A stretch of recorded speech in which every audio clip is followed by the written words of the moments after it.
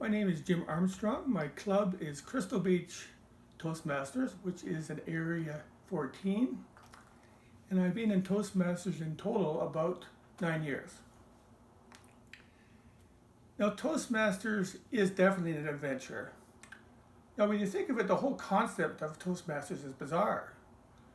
Public speaking is almost everybody's least favorite activity. So to have a Toastmasters club is like having a club to go to the dentist and practice those kind of activities. So it's a very strange concept, but boy did I need it. Because my whole life I struggled with the idea of oral verbal communication.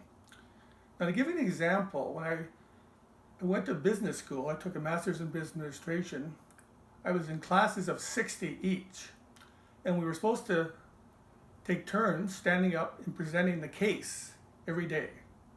And I was never chosen by the professor to present the case because they could sense it would be a disaster.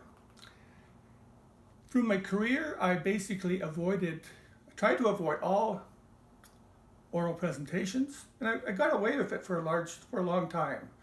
But the world changed, and I was a great writer, but it turned out they didn't have time to read my reports. They wanted to hear verbal briefings, oral briefings, and I was really behind the 8 ball.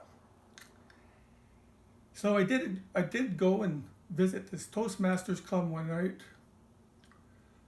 They asked me to introduce myself. I could barely get my name out. And my future mentor at that time, a lady named Donna Stanley, said, "Oh boy, we have a project here." And it has been an amazing adventure. Now, my immediate goal in Toastmasters was to improve my presentations at work, which at that time meant doing PowerPoint presentations. And I became very proficient at PowerPoint presentations. At that point, I said, "That's it, I've got it. I'm leaving Toastmasters." And I found at work that all of a sudden I was in demand to speak because I found I had an articulate ability I didn't know existed inside of me. So I could go up there in front of a big audience and talk about these slides. And I found I was very good at talking about ideas, complex ideas. And I had the audience really had their attention. And before long, they were sending me around the world to do presentations at various conferences. They literally couldn't shut me up. Now, that's how I got started in Toastmasters, but I left a lot on the table, so I came back after a few years, and there's so much more to Toastmasters than that.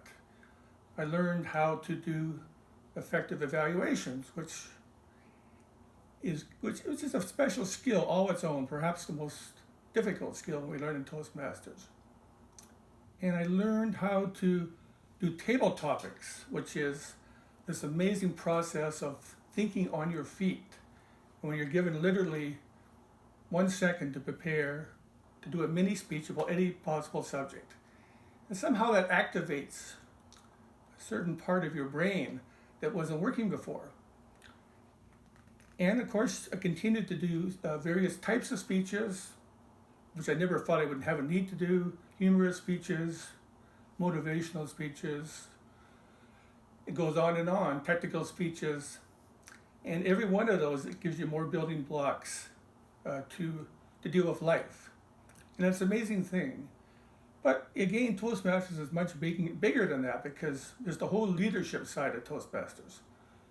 And I kind of avoided some of the leadership aspects until recently, but this year I've been working as an area director, which is a whole new type of responsibility, and really has been mind-blowing to visit all these people in these other clubs, and they are seeking your advice, your leadership, and it's been almost like a full-time job since I've started, but it has been an amazing experience. So what can we say about Toastmasters? It really is not something you should do for 2 years. It's really a lifetime process of personal development, and you're part of this incredible family of people, all amazing people and you'll grow to appreciate these people over the years, and it just keeps getting better and better.